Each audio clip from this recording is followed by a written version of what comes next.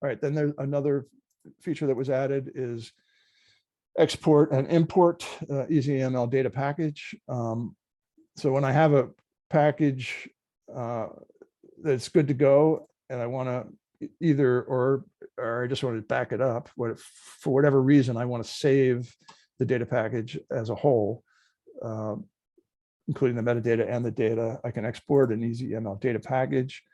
I'm given a little warning telling me that please make sure you have the latest and greatest versions of your data, because the data is going to be included. It's not just the metadata.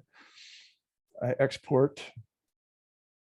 I get a page now that this has a link where I can the package itself is up on our server, but you can click this link to download it to your browser, or you can copy the URL for it to your clipboard and then send that to someone or save it in a document. I'm going to download it. And if I open that,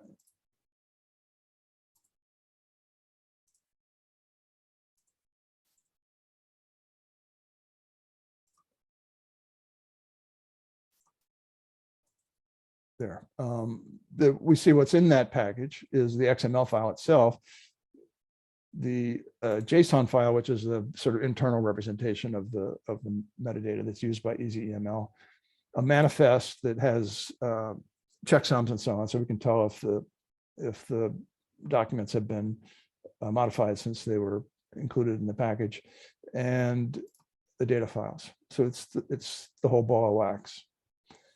Now, if I come back, what's the inverse operation? There's import ezEML data package. So if I go to import and I select that zip file, that data package that was exported, or the one that someone sent me, I can do import, and it brings in the metadata and the data files.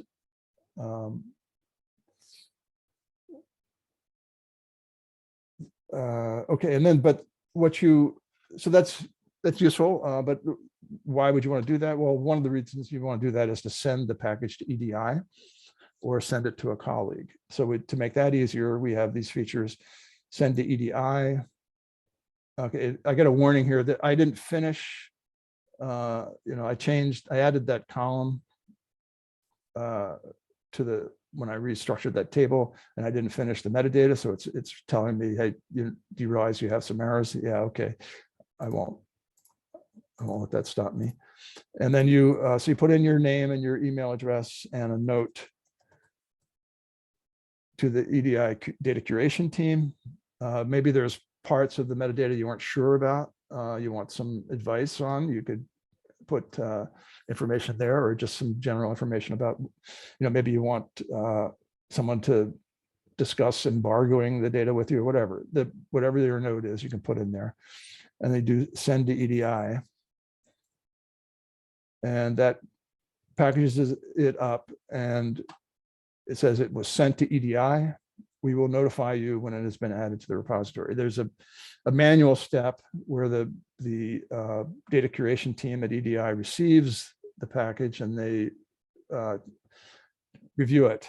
And then if there are no problems, add it to the repository, or if there are questions, they get back to you. And that's one of the reasons why we ask you for your name and email address, so they can contact you when it's ready, or contact you if there are issues. And in a similar way, you can send it to a colleague, not EDI. I'll tell you what, let me, just so we don't have that annoying message, I'm going to get rid of that table that we didn't quite finish. So now we're back to a yellow status. And I'm just going to send it to myself. This would not be the usual case, but and again, I'm reminded that I should have the latest data in there. What happens now is that rather than just send the email to your colleague, we create a suggested email. The idea is that if we send it, it will come from our address, and then it may well be mistaken for spam. So we give you a suggested email, which you can copy to the clipboard and paste into an email yourself, or if you have a default email client configured, you can just open it, and there it is. And you can modify it to make it less formal, however you want to do it. But the email has a link that the recipient can click to get the data package, and then they can use the import feature, import ezEML data package feature that we just talked about to bring it in to their ezEML account. Or they can, they can just open the zip file and look at the XML and the data if they want to work on it directly.